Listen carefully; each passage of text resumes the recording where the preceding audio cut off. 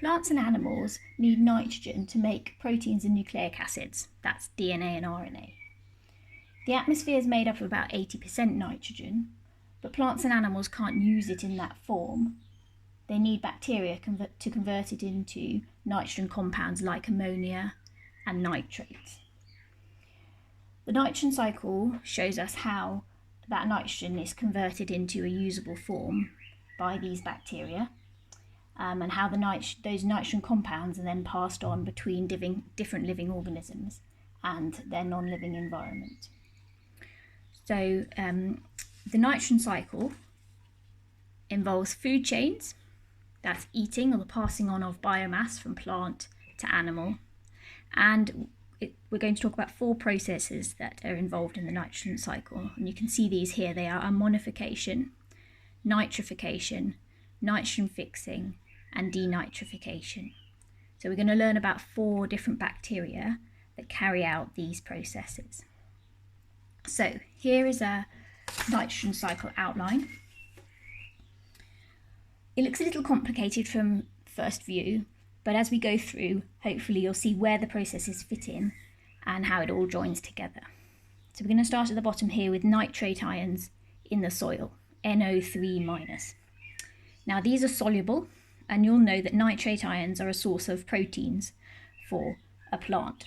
So the plants will absorb the nitrate ions from the soil into their roots, and they will assimilate those nitrate ions. The nitrogen will be assimilated, made into amino acids, which are made into proteins in the plants.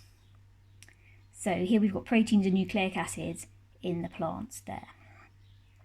A plant may get fed on by an animal, and in doing so, feeding and assimilation as well, we've got the proteins in the animal now contain those nitrogen that was originally in the nitrate ions that the plants took up from the soil. So the nitrogen has been passed on through feeding and assimilation into the biomass in that animal's body.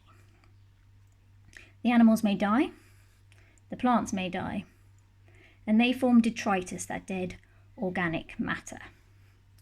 Now detritus, we talked about last lesson, is broken down by decomposers.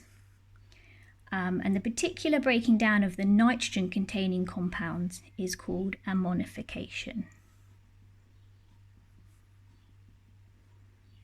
So here's our first process that we've been looking out for. So ammonification by decomposers. Ammonification converts amino acids and the nitrogen contained in those amino acids into ammonia or ammonium compounds, so NH3 or perhaps NH4+, ammonium ions.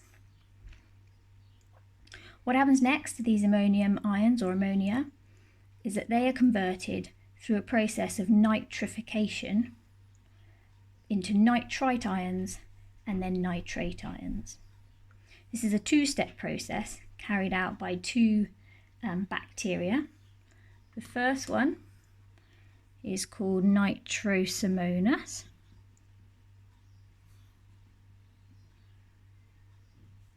and the second bacteria that carries out nitrification is called Nitrobacter. So the first stage of nitrification is the conversion of ammonia or ammonium ions into nitrite ions.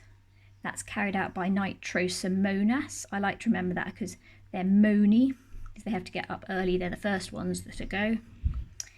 And the second step in this process of nitrification is the conversion of the nitrite ions into nitrate ions. And that is carried out by Nitrobacter, a bacterium. You can see these bacteria, they've given them a capital letter. That's because that's their genus name. So that's the process of nitrification, the conversion of ammonia or ammonium ions into nitrate ions. It occurs in a 2-step process, ammonia to nitrite, nitrite ions to nitrate, and this occurs in aerobic soils, so we need the presence of oxygen